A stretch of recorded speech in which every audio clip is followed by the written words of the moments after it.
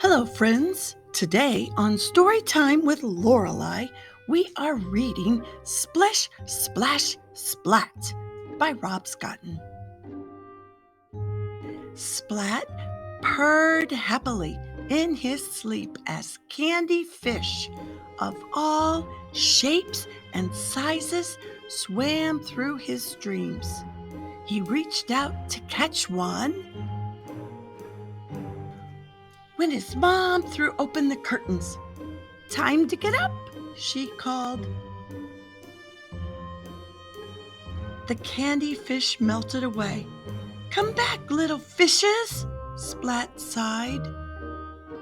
"Oh, I almost forgot," Splat's mom said. "Spike's coming over for a play date after school." "Spike, Spike, Spike!" sputtered Splat. "Spike will eat all the candy fish and play with all my toys until they break." "There will be plenty of candy fish, and we'll put away your favorite toys," said his mom. "Although wouldn't it be nice if you shared?" "Sure, with anyone but Spike," said Splat. "He's a show-off. He calls me names, and he doesn't like me." "I'm sure he really likes you," said Splat's mom. "Now get in the bath or you'll be late." "But water is horrible," said Splat. "It's scary and wet and makes me soggy." "And don't forget to wash behind your ears," said his mom. A few seconds later, "Finished!" cried Splat. "I think you missed a bit," said his mom. "Oh," said Splat, and with a splish, he lowered himself into the water. "Water is horrible. It's scary and wet, and it makes me soggy." "Oh, I almost forgot. You begin swimming lessons at school today," said his mom. Gulp. "This is not going to be a good day," Splat said at breakfast. Seymour shook his head. "Not a good day at all," Splat said on his way to school. Seymour shook his head. "Can this day get any worse?" Splat asked. Seymour looked through Splat's legs and nodded.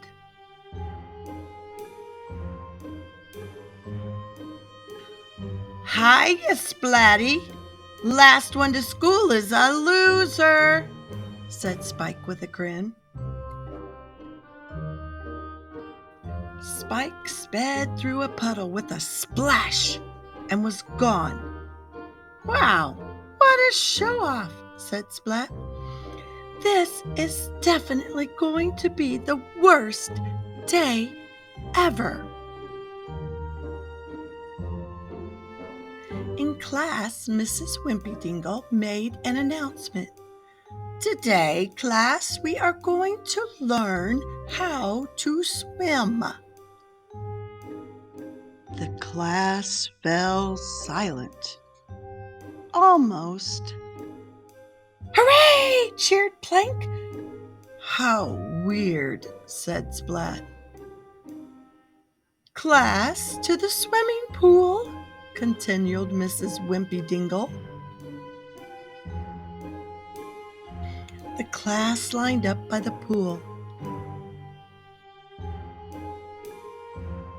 "Splat forgot to put on his swim trunks," teased Spike. Everybody laughed. "No, I haven't. They're black and furry," Splat replied. "It's time to get in the water," said Mrs. Wimpy-Dimple. "Yippee!" cried Plank, and he jumped into the pool. "That's really weird," said Splat. "Me next!" cried Spike. Spike rushed up to the edge of the pool, but then he stopped. and stepped back. I forgot something, he said. Some of the class slowly stepped into the pool. Soon there were only 2 cats left by the side of the pool, Splat and Spike. "Come on in," said Mrs. Wimpy Dimple. "It's lots of fun."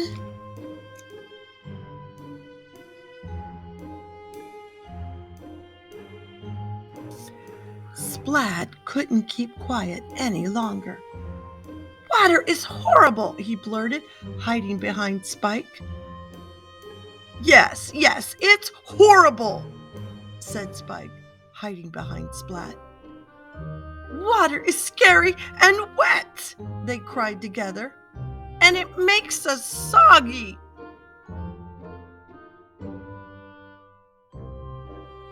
Splat was confused. He thought that Spike wasn't afraid of anything, but Spike was just as scared as he was. Splat felt sorry for him. Splat looked at Seymour. "Aha," he thought. And then Spike saw the strangest thing. A candy fish floated in front of his face. Spike tried to catch it. He missed. He tried again and again, but he still couldn't catch it. Then he made one last effort, and finally, yum! Then Spike realized that he was standing in the swimming pool. How did that happen? He wondered. It doesn't feel so horrible or scary or too wet, thought Spike. "Hey, Splatty! Last one to the other side is a loser!" If Spike can do it, so can I, thought Splat. He took a deep breath and jumped. Splat! It tickles, said Splat. Water's not horrible at all. Splat called to Spike. "Last one to the other side is a loser." Later that day, Spike went over to Splat's house. He ate lots of candy fish and played with Splat's toys, but he only broke one. He also gave Splat the perfect present.